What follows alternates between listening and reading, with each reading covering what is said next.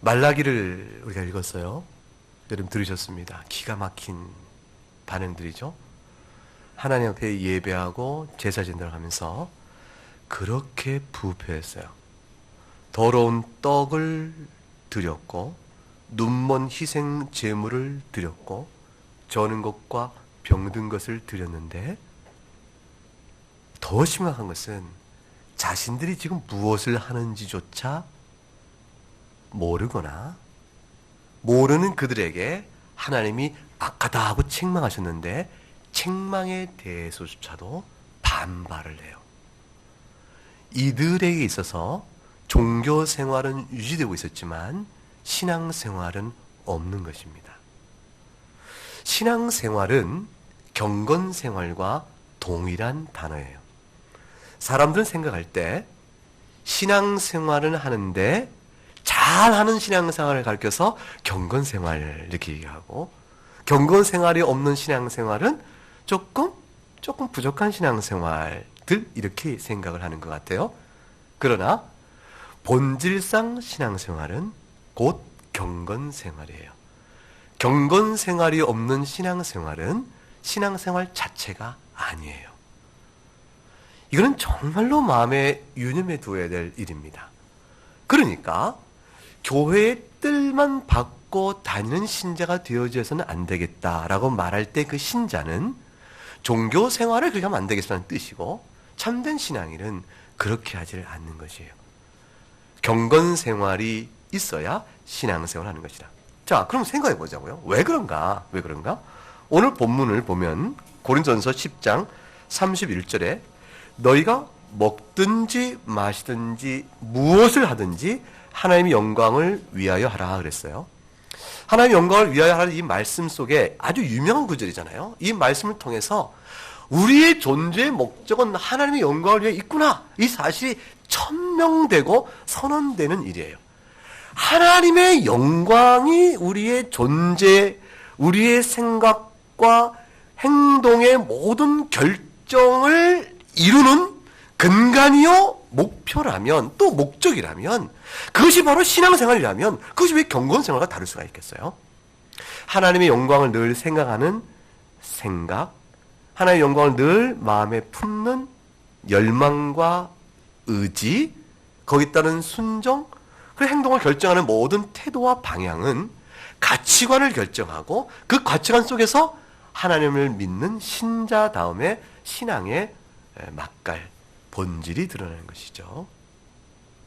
오늘 본문의 흐름은 그랬어요. 아이들에게 설명을 안 했는데, 그 당시 고린도 교회가 있었던 초대교회는 다 사방천지가 다 우상 숭배자 아니에요. 그 다신경, 온갖 우상들 섬기는 데 있으니까. 그런데 우상에게 이제 섬길 때 다 고기 잡아 바쳐서 피의 제사를 드렸단 말이죠. 그러니까 시장에 나와 있는 고기라는 것이 전부 다 우상 신전에 갔다가 제사 드리고 나온 것들이란 말이에요. 그것들을 시장에 사고 고기를 먹고 그래요.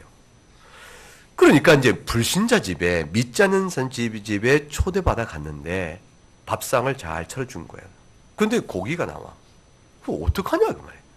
이걸 먹을 거냐 말 거냐, 이 상황이 발생한 것입니다. 이 상황 안에서 오늘 질문이 나온 거예요. 31절에 너희가 먹든지 마시든지 무엇을 하든지 다 하나님의 영광을 위하여 하라. 27절을 볼까요? 오늘 본문에 읽었던 31절 읽었는데 27절 말씀을 먼저 가보겠습니다. 불신자 중 누가 너희를 청할 때 너희가 가고자 하거든 너희 앞에 차려놓은 것은 무엇이든지, 그 다음에 뭐라고 했어요? 양심을 위하여 묻지 말고 먹어라. 어때요? 자, 불신자 집에 갔는데 고기가 왔어요. 우상 제물에 나온 건지 싶어요. 이거 시장 사는데 이 사람이 믿지 않는 사람이겠다, 뻔하지 뭐 이 우상 제물 사다 왔을 거 아닌가 싶은데, 그 마음으로 내가 그런데 이걸 먹어요 말아요? 그럴 때 답은 뭐예요? 27절에 먹으라. 근데 조건이 있어요. 어떻게 먹으라는 얘기예요? 묻지 말고 먹어라. 자, 먹어도 되는 까닭은 23절에 있습니다. 23절 읽어봅니다. 모든 것이 가하나 모든 것이 유익한 것은 아니요, 모든 것이 가하나 모든 것이 덕을 세우는 것은 아니니. 먹어도 되는 까닭은 모든 것이 가하기 때문에 먹어도 됩니다. 하나님의 백성은 모든 것이 하나님께서 왔으므로 우상은 뭐예요? 아무것도 아니에요. 귀신은 뭐예요? 아무것도 아니에요. 피조물이에요. 천지를 지으신 하나님께서 모든 만물의 주인이시기 때문에 이 세상의 어떤 것은 감사함으로 먹으면 먹지 못할 것이 없어요. 따라서 모든 것이 가합니다. 그래서 먹어도 됩니다. 그런데 조건이 있어요. 뭐라고 했죠? 묻지 말고 먹어라. 왜 묻지 말고 먹어야 되냐면 23절 하반절에 모든 것이 가하지만 모든 것이 유익하게 되지 않을 수가 있고 모든 것이 가하지만 모든 것이 덕을 세우지 못할 수가 있다. 그러므로 만약 유익하지 못하게 되거나 덕을 세우지 못하면 그럼 어떻게 합니까? 먹지 말라 이게 되어집니다. 그렇게 되어지는 것이죠. 자, 그러면 유익과 덕을 세우는 것 이것이 바로 27절에 무엇을 위하여 묻지 말고 먹어라?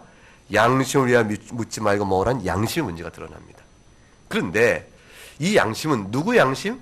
먹는 사람의 양심? 자기의 양심? 아니면 자기가 먹는 걸 보는 다른 사람의 양심? 다른 사람의 양심이에요. 먹는 사람 양심 어때요? 믿는 내 앞에서 나야. 그거 얼마든지 먹죠. 하나님 앞에 주신 감사로 먹으면 다 먹을 수 있는 것이니까. 믿는 사람으로서는 괜찮은데 내가 먹는 이것이 다른 사람에게 유익을 주지 못하거나 다른 사람에게 덕을 세우지 못한다면 그러면 먹지 말라 그거죠. 그러기 위해서 적용점이 뭐냐면 묻지 말라는 거예요. 묻지 말라. 모르고 먹는 것이 유익이요. 모르고 먹는 것이 덕을 세우게 되는데 이것을 물어보고 또는 그 사이 말해줌으로 알게 된 상황 속에서는 먹는 것이 도리어 덕을 세우지 못하고 유익이 되지 못하는 일이 있게 되느니라. 그러므로 상황을 잘 가려서 같은 행동이라도 의미가 달라지니 삼갈 것과 행할 것을 가려해라. 어때요? 신앙생활이 단순하지가 않죠? 굉장히 지혜로워야 되는 것이죠. 그 지혜로울 수 있는 까닭은 뭐냐면 목적에 합당해야 되는 것이죠. 그 목적이 뭐냐면 하나님의 영광이에요. 좀 더 보겠습니다. 28절 말씀 읽어보십시다.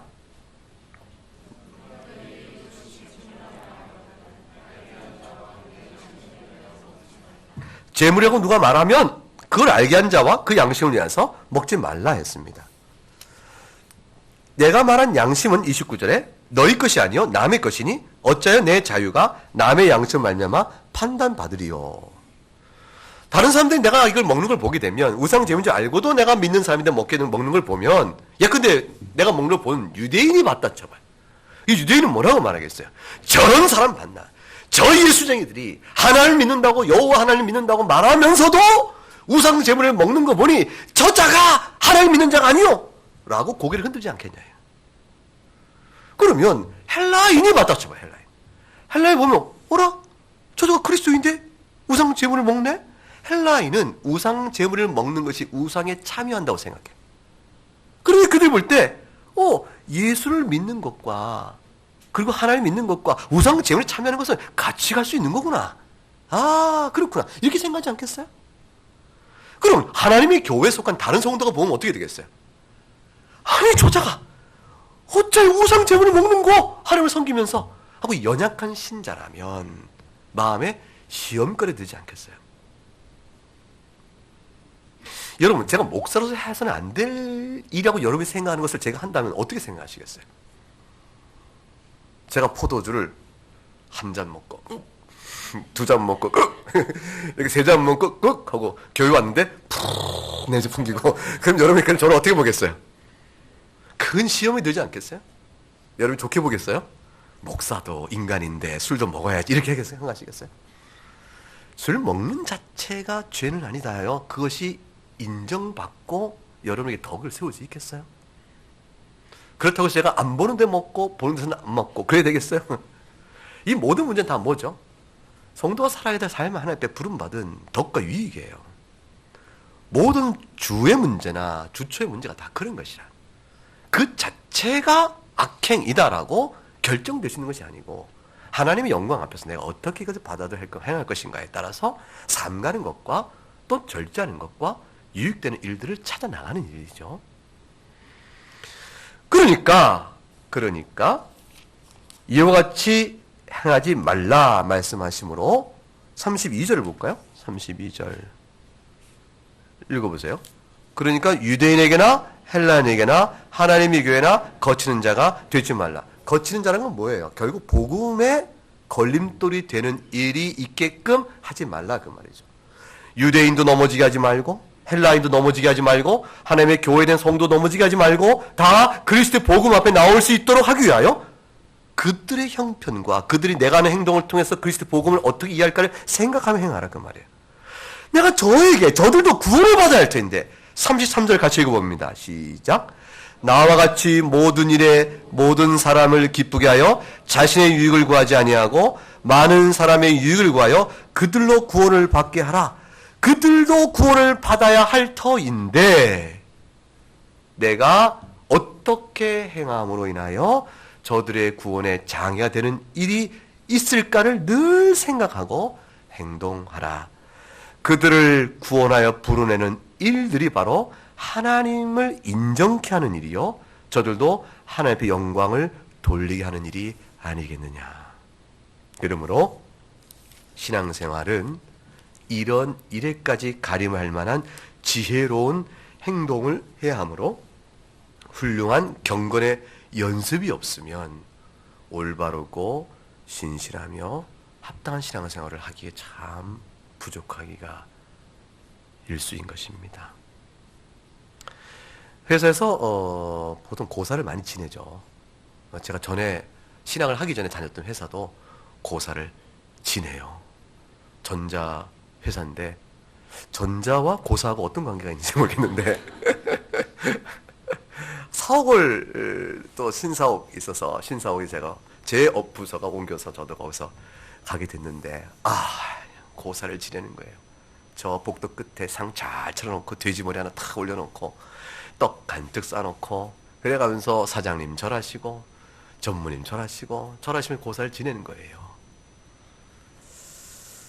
뭐 어때요? 사원들 나와서 절하라는데 제가 절을 했겠어요? 당연히 안 하죠. 왜 하겠어요, 그걸? 신자인데. 그래서 신자들은 절 안 합니다. 근데 그 다음에 고사떡 나눠 먹는 시간이 있어요. 근데 또 이게 떡이 잘 나눠지는 접시에 나눠가지고. 그래서 먹어요, 말아요? 자, 내 양심을 위해서는 먹어도 뭐 아무 상관없어요. 얼마나 떡 냄새가 좋은지. 그냥. 또 배도 고플 때 딱 오니까 너무 좋은데 내 양심에서 먹어도 얼마든지 먹어요. 얼마든지 먹어요. 거기 돼지머리도 잘라주면 저는 정말 돼지머리 안 먹습니다만 그 고기도 먹을 수 있는 겁니다. 그런데 다른 이들이 보니까 어찌할까 생각했죠. 그래서 나에게 떡을 먹으라고 권하는 사람이 안 믿는 사람이에요. 그 사람을 쓱 쳐다봤어. 나 예수 믿는데 고사떡 먹어? 예수 믿어도 뭐 고사떡 먹어 어때 뭐. 이렇게 말하는 저 사람의 마음속을 들여다보니까 먹길 바래요. 왜 먹기를 바라는 마음일까 생각할 때 나를 위해서 떡을 주고 가는 것이라 먹나 보겠다는 거예요. 고사떡 너 먹나? 이게 먹으려고 보겠다는 거예요. 그래서 안 먹었어요. 아니야, 안 먹어. 에이, 몰래 주지. 근데 우리 한 다른 예수 믿는 친구는 나줘 해서 먹더라고. 여러분, 그 순간에 고사떡 자체가 귀신의 제물에 참여하는 것이 아니냐 이렇게 예멸삼고 뭐냐 생각할 수 있겠죠. 그런데 다른 사람이 그 의미를 두고 보고 있는 것이 한 명 더 의식되고 있으면 안 하는 것이 낫습니다. 그 자의 양심을 위해서요. 가족끼리 믿지 않는 가족들이 태반이니까 제사를 지는 일이 있잖아요. 믿는 사람이 제사를 참여하는가 가족의 평화를 위해서 제사 지내지 않는 것이 옳아요. 그럼 제사 지지 않을 때 가족들이 저항이 있고 비판이 있을 거예요. 그럼 어떻게 해요? 달게 들어야죠. 죄송해요. 알겠습니다. 저도 돌아가신 아버님을 너무 추모합니다. 그 사랑의 마음을 더할 수밖에 갖고 있고 생전에 불효하거나 더 사랑하지 못한 것은 마음에 늘 아픔이 있습니다. 그리고 그로 인해서 생전에 계신 어머니를 그리고 지금 형제, 누나, 오빠를 사랑합니다. 가족에 대한 사랑의 고백을 그때 하세요. 너는 어떻게 예수 믿는다고 하면서 제사도 안 드리고 그러면 그때 대답을 하세요. 제사는 드릴 수 없단 말이야. 예수님 이렇게 대화하지 말고 다투지 말고 사랑해요. 정말 사랑해요. 엄마 사랑해요. 오빠 사랑해요. 형 사랑해. 형제 가족들은 사랑을 고백하세요. 그 사랑을 고백하시고, 그런데 내가 그 사랑의 마음을 갖고 있고 지금도 마음이 아파. 생존 못 해드린 것. 근데 나는 귀신에게 오는 제사 형식을 믿질 않아요. 그리고 내가 믿는 하나님 믿으면서 할 수는 없어요. 그 신앙을 지키세요. 그러면 말할 거예요. 누가 아버지 돌아가신 영혼이 여기 온다고 생각해? 그냥 우리끼리 하는 거야. 그렇게 말을 할 거예요. 그렇게 말하면, 그러면 대답하세요. 만약 그런 뜻이 정말 맞다면 절하지 말고 그냥 나눠 먹고 우리 다른 얘기해요. 방법이 그렇다면. 제사를 제사 지내는 형식도 지낼 때는요, 설마 오겠어? 안 믿는 사람도 있죠. 그래 불구하고 끝내 고집하고 그걸 포기하는 이유는 뭐냐면, 그래도 올 것 같다는 마음이 있는 거예요. 숟가락을 왜 꽂고 지방은 왜 쓰고 또 문은 어떻게 하고, 제사에 저축이 있는 것은 다 귀신을 부르고 먹을 것이라 생각하는 것이고, 그런 것이죠. 귀신을 보는 사람들은 귀신을 맨날 보는 거예요. 거기서. 그러므로 하지 않는 것이 옳다. 교사 예배를 드리고 난 다음에 잠깐 쉬는 사이에 교사 예배 드린 교사들이 3명이 제 방을, 목양실을 찾아왔어요. 그리고 질문했어요. 목사님, 어쩜 좋습니까? 뭐? 그랬더니, 아니 그러면 제사를 지고 난 다음에 가족끼리 앉아서 밥을 먹는데 그 제사밥을 먹어야 됩니까? 말아야 됩니까? 고사떡은 안 먹고 제사밥은 어떻게 되죠? 생각은 안 해봤는데. 근데 배고프잖아. 가족끼리 그거 안 먹으면 나가서 밥 사 먹어야 되잖아. 감사함으로 밥 먹어라. 어때? 제사를 다 지고 난 다음에 물리고 난 다음에 가족끼리 그냥 밥 먹죠? 그때 그 밥 먹으세요. 그 밥은 맛있게 드세요. 가족끼리 같이 둘러앉는 식사는 이제 의미가 달라져 버렸어요. 가족이 사랑을 나누는 자리라. 그건 괜찮습니다. 결국 무엇이냐면, 하나님 앞에 살아가는 그의 영광 앞에서 내 신앙을 지켜야 될 요소가 있고, 그 다음에 저들이 나를 어떻게 볼 것인가에 대한, 그의 신앙을 어떻게 할 것인가에 대한 상대의 유익과 덕을 생각하는 것이고, 그 동시에 함께 더불어 사랑을 나눠야 될, 원수도 사랑하라 했으므로 신앙이 없는 자를 사랑은 마땅하죠. 더구나 가족이라면 더 말할 것도 없죠. 그 가운데 살아야 될 삶에 마땅한 선택들이 있어요. 그 가운데서 사랑을 고백하고 형제 자매에게 사랑을 고백하고, 그러나 그것은 아닙니다 라고 말함으로써 여러분의 신앙을 지켜가는 지혜로움이 필요한 것이죠. 하나님의 영광이 그 가운데 드러날 것이라 봅니다. 우리가 아는 개혁신앙은 인생의 목적 자체를 하나님의 영광을 찾는 데 둬요. 웨스트민스터 대요리문답 수요 성경 강설할 때 교리를 읽는 시간에 읽었는데 기억이 나지는 않으시겠지만 근데 일문답은 다 기억나죠? 대요리문답이나 소요리문답이나 일문답은 질문이 이렇습니다. 사람에게 있어서 으뜸이 되는 가장 높은 목적은 무엇인고? 답은 뭐죠?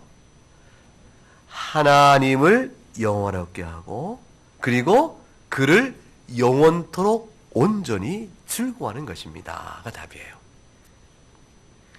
자, 이것이 일문답인 까닭은 그 문답을 통해서 신앙생활이 무엇이며 하나님은 누구시며 그가 베푸신 은택이 무엇이며 우리는 어떻게 그 앞에 나가야 할 것이며 그 교회는 무엇이고 우리가 죽은 다음에 어떤 일이 벌어지는지에 관한 성경이 주는 모든 계시적 교훈의 첫머리에 그게 있다는 것은 뭐죠? 이 모든 사실을 우리는 배울 텐데 이 모든 신앙적 지식은 다 이것을 위한 것입니다. 뭐예요? 하나님을 영원롭게 하고 그 안에서 하나님이 얼마나 좋은 분인지 그를 즐거워 기뻐하는 것에 그 목적이 있습니다를 천명하는 것이에요. 이것이 우리의 존재 부름의 시작이요 끝이에요. 여러분이 오늘 교회에 나온 것이 내 영혼을 구원받고 나도 천국 가야지 그러고 나올 수 있죠. 그렇죠? 그러나 그것은 궁극적 목적이 아닌 것이에요. 내가 천국 받아 구원 가는 것 더 큰 목적이 있으니 뭐예요? 하나님의 영광이에요. 하나님이 크신 영광 가운데 하나님이 긍휼이 많으신 하나님을 드러내므로 그의 긍휼에 의하여 구원받은 성도들이 하나님을 찬양합니다 하고 고백하고 나올 때 그 찬양을 받으시는 하나님의 영광, 그 영광이 나의 목적이에요.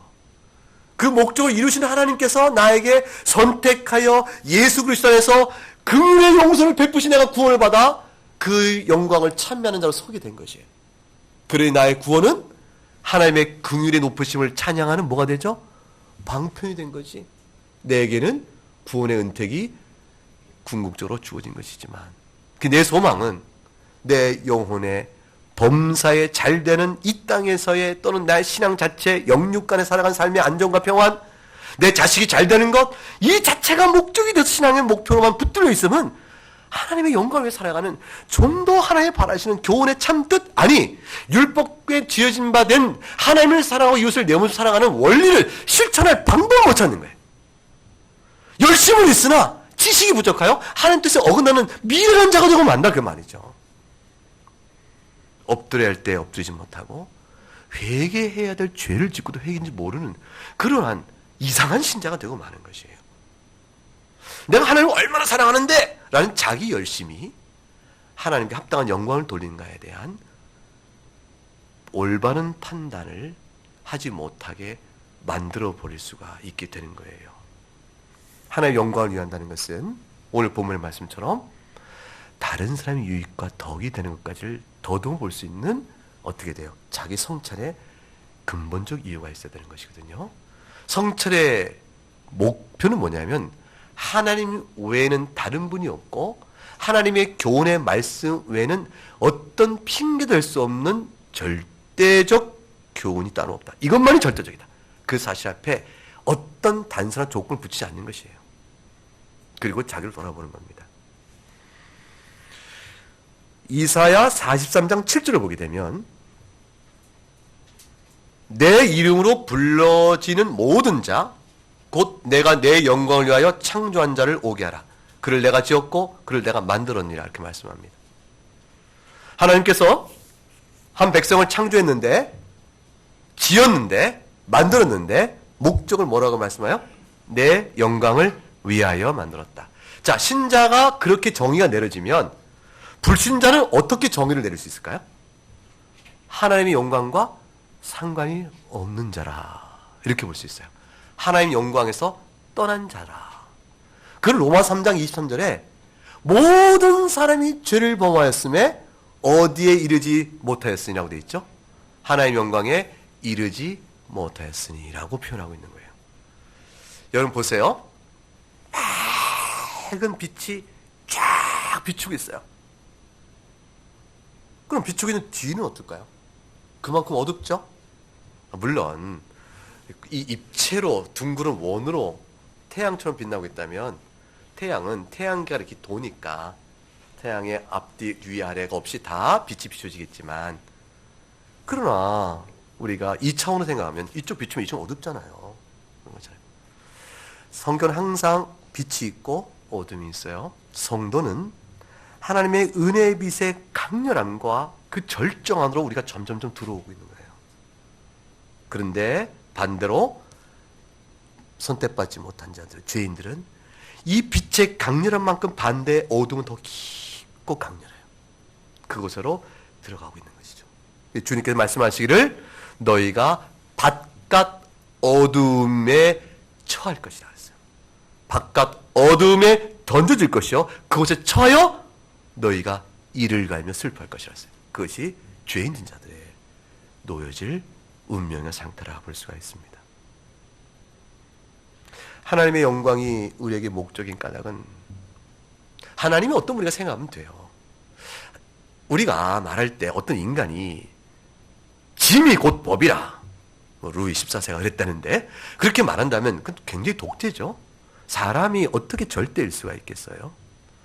절대 권력을 가진 자가 절대를 말할 땐 반드시 오래가지 못해 부패하고 무너진다. 우리가 아는 바죠. 역사 속에 증거된 나타난 것이죠. 하나님 외에는 절대가 없습니다. 그러니까 하나님의 영광을 위하여 산다는 것은 우리일 때는 너무 하신 거 아니에요, 하나님? 하나님만을 위해 살라고요? 너무 그럴 수가 있어요? 우리도 우리를 위해 좀 살고, 그래도 30% 우리를 위해 살고, 70% 하나님. 이렇게 살아야 되는 거 아니에요? 하나님, 어떻게 예배만 드려가세요? 어떻게 성경을 자꾸 읽으래? 내가 얼마나 바쁜데 성경을 읽으라고 하세요? 맥주인? 하루에 4장씩, 우와! 이걸 읽으라고요? 하루 밀렸더니, 이틀 밀렸더니 못 읽겠어요, 하나님. 교회가 너무 율법을 명하는 것 같아요. 근데 예수님이 뭐라고 하셨냐면 내 멍에는 가볍고 쉽다. 그런데 신앙생활 왜 이렇게 나그네 교회 신앙생활 힘들어요? 이럴 거예요, 여러분? 한번 생각해 보세요. 하나님을 사랑하고 영광을 위한 것이 만일 나에게 힘들다면 그 이유는 어디서 올까요? 하나님께 영광 받고자 하고 우리에게 주신 받은 교훈이 무거울까요? 아니면 그 교훈에 대하여 거스르고자 하는 내 죄의 욕망이 커서 그럴까요? 죄의 욕망이 커서 그래요. 내가 욕심이 들면요, 지혜로운 말씀이 뒤에 안 들어와요. 돌아가신 우리 선친께서 크게 경주 손해본 적이 있어요. 우리 어머니 말씀을 안 들으셨어요. 어느 날 아버지가 너무 기분 좋게 오셨어요. 기분이 너무 좋았어요. 내가 오늘 돈 좀 썼어. 엄마는 또 근심이에요. 틀림없이 엉뚱한 졌을 것 같았어요. 근데 글쎄 우리 아버님이 투자를 하셨는데 물로 가는 자동차를 만드는 회사에 투자를 하신 거예요. 이 회사의 기술이 뛰어나서 물로 자동차가 간다. 이거 투자해야 한다. 그 말 듣고 그냥 재산 상당분을 투자해버리셨어요. 결과는 어떻게 될까요? 다 날라갔죠. 안 되죠. 근데 왜 그랬을까? 저는 궁금해요. 왜 아버지가 그걸 왜 물로 가는 자동차에 투자하셨을까? 그게 지금은 수소를 분해해서 물 분자 수소에서 나오잖아요. 이게 지금 언제 얘기예요, 이게? 그러니까 그때 물로 가는 자동차에 투자했을 때 얻어질 예상 수익에 대한 부풀린 것에 깜빡 마음을 뺏겨가지고, 그래서 그건 아니에요, 그 일이 안 돼요, 된다고, 당신 뭐 한다고 이렇게 쫙 설명하면, 그래도 그거는 당신 죽고 난 다음에 될 일 같아요. 그랬는데 그걸 안 믿으신 거죠. 욕심이 가리우면요 안 들어요. 드라마에 나오는, 또 영화에 나오는, 우리가 이 세상에 보는 숱한 악인들은 왜 악을 행할 수 있냐면 어두워져서 그래요. 어두워져서. 다른 사람 뻔히 보는, 그 바둑 둘 때 악수를 둔다면 악수. 근데 그 사람은 구단이에요. 구단이 악수를 두는데 옆에 1단이 보고 그래 그거 아닌데, 1단이 9단보다 얼마나 차이나. 1단이 보이는 악수를 9단은 안 보일 수가 있는 거예요. 죄의 정력이 우리 마음을 지배하면 세상이 악하다는 일을 자기는 못 보고 그 일을 해요. 죄를 짓고 마는 것이죠. 하나님의 교훈을 따르기 어려운 것은 교훈이 무거워서가 아니고 정력이 있어서 그래요. 욕심이 커서 그래요. 여러분의 시간을 하나님께 일정한 시간을 내어드려야 될 거 아니에요. 하나님께 영광을 돌리는 경건한 생활을 하려면, 그것이 곧 신앙생활인데, 훈련 없이 어떻게 경건할 수 있어요? 그래서 성경을 읽으라 하는 거 아니겠어요? 성경을 읽을 때 여러분 제 경험상 하루의 시작을 성경 읽는 것부터 시작하면요, 맥주의 성경을 읽는 것은 하나도 어렵지 않을 뿐더러 이거 어렵다는 말 자체가 이해가 안 가. 그거 어려워? 왜? 이렇게 되어져. 근데 이거를 미루고 저녁 때 하려고 미루잖아요. 밤에 하려면 왜 이렇게 힘들지 몰라. 잠도 오죠. 할 것도 많죠. 안 돼요. 한 3일 미뤄보세요. 그때는 아무것도 못합니다. 기도 생활도 마찬가지예요. 신앙의 경건에 여러분의 시간을 내어드림이 그렇고, 여러분의 은사를 내어드림이 그렇고, 여러분의 물질을 내어드림도 그래요. 얼만큼 쓸 것인가로 생각해 보세요. 내가 가진 소득을 얼만큼 나를 위해 쓸까? 절반이나 나를 써야 되나? 80%는 나를 위해 써야 돼? 85%? 90%는 나를 써? 개념 접근이 달라져요. 근데 거꾸로 처음부터 10%를 내야 한다, 그렇게 생각해 보세요. 너무 어려워요. 10%는 하나님께 들어. 하나님을 사랑하는 마음과 죄에 대한 마음의 관점의 차이예요. 내가 내 은사를 얼만큼 써야 될까? 나만을 위해 은사를 써야 될까? 내 은사를 좀 다른 이에게 나눠줘야 될까? 여러분 세상 사람들 요즘에 뭐해요? 은사 기부를 하잖아요. 그럼 내가 가진 은사를 도대체 내가 가진 은사가 내 것이 아니라 하나님 내게 주시는 생각을 하고 난 다음에 어떻게 쓸까 생각해야 돼. 어떻게 쓸까 생각할 때 내가 가진 은사를 전부 나를 위해서 100% 써버려? 하나님께 어떻게 말할 말이 있지? 내가 가진 은사에 얼만큼 나를 위해 써야 족한 것일까? 그 생각을 해보면 80%를 나를 위해서도 내가 너무 많이 쓰는 거 아니야? 이런 생각이 올 수가 있는 거예요. 내게 주어진 시간을 내가 얼만큼 써야 나를 되는 것일까? 내가 얼만큼 나를 위해 써? 하루 종일 나를 위해만 쓰면은, 인생 그렇게 살면 100% 나를 위해 쓴 거 아니에요? 하나님께 좀 미안하지 않아요? 내가 너에게 인생을 줬는데 어떻게 네 시간을 썼느냐? 하나님, 제가 뭐 어떻게 잘 썼어요, 하나님? 그렇게 될 거예요. 그 생각을 하고 주께서 은사를 말씀하신 거예요. 경건은 바로 그 부분이에요. 경건은 시간을 주께 내어드리며, 은사를 내어드리며, 물질을 내어드려서, 그래서 고아나 과부나 환난 받은 자를 돌아보고 대가를 기대할 수 없다, 그 말이잖아요.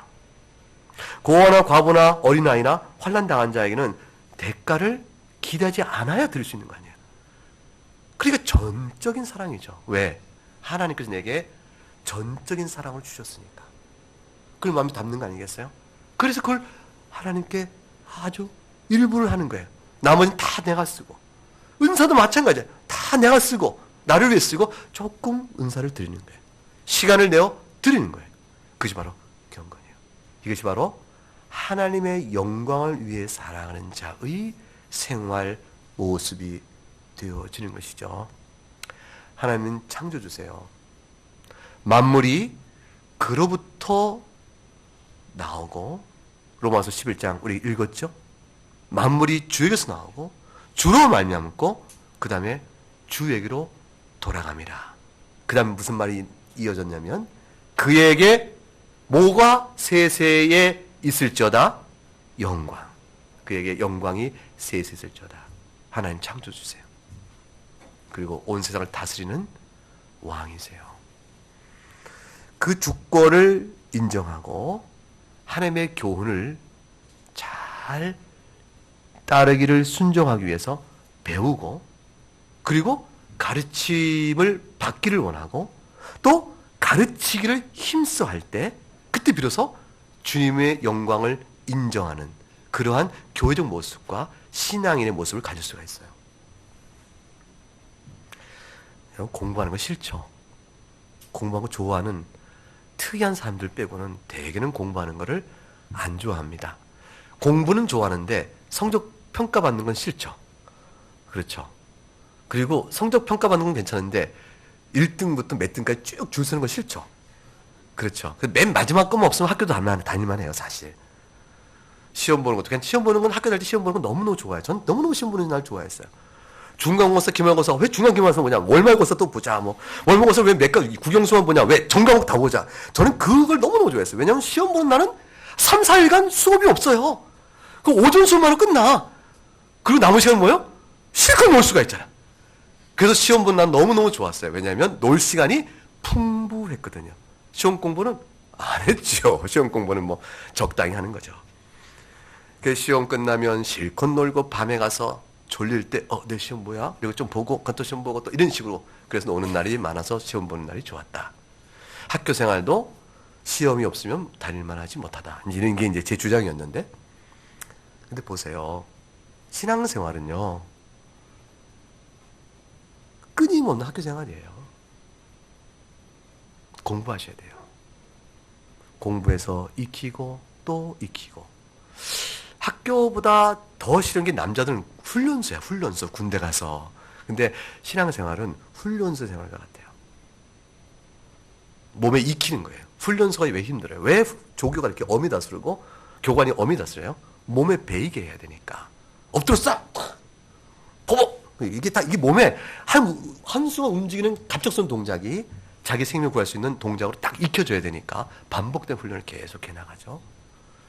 신앙도 끊임없이 계속 반복된 경건의 연습을 통해서 죄의 유혹에서 심령을 지켜가고, 무엇을 먹을까, 무엇을 마실까, 하나님의 영광을 생각하는 사고적 관점, 마음의 정서가 하나님을 기뻐하는 것으로 향하는 마음의 기쁨이 계속 일치될 수 있도록, 그리고 선택도 그로 나갈 수 있도록 이렇게 나가는 훈련을 쌓아 나가는 것입니다.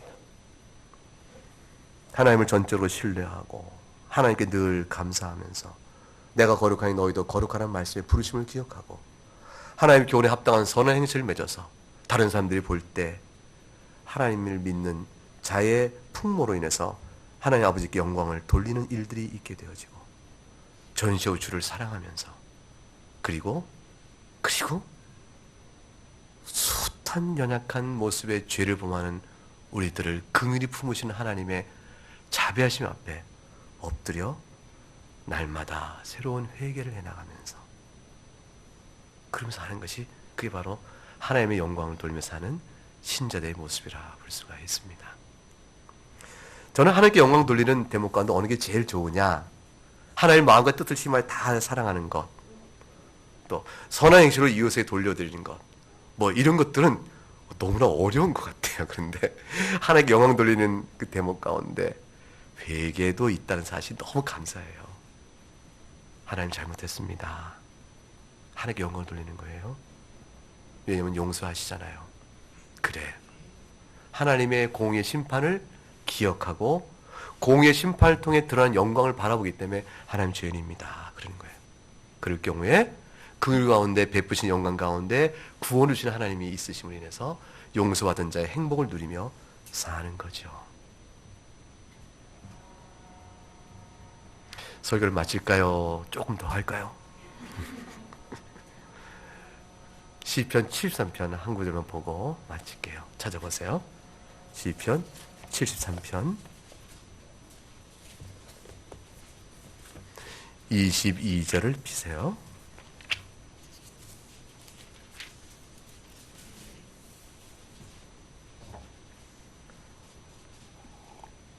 (22절부터) (28절까지) 우리 한 절씩 나누어서 읽겠습니다. 내가 이같이 우매 무지함으로 주 앞에 짐승이오나 주께서 내 오른손을 붙드셨나이다. 주의 교훈으로 나를 인도하시고 후에는 영광으로 나를 영접하시리니 하늘에선 주 외에 누가 내게 있으리요 땅에선 주밖에 내가 사모할 리 없나이다. 내 육체와 마음은 쇠약하나 하나님은 내 마음의 반석이시요 영원한 분깃이시라. 무릇 주를 멀리하는 자는 망하리니 음녀같이 주를 떠난 자를 주께서 다 멸하셨나이다. 28절 같이 읽어요.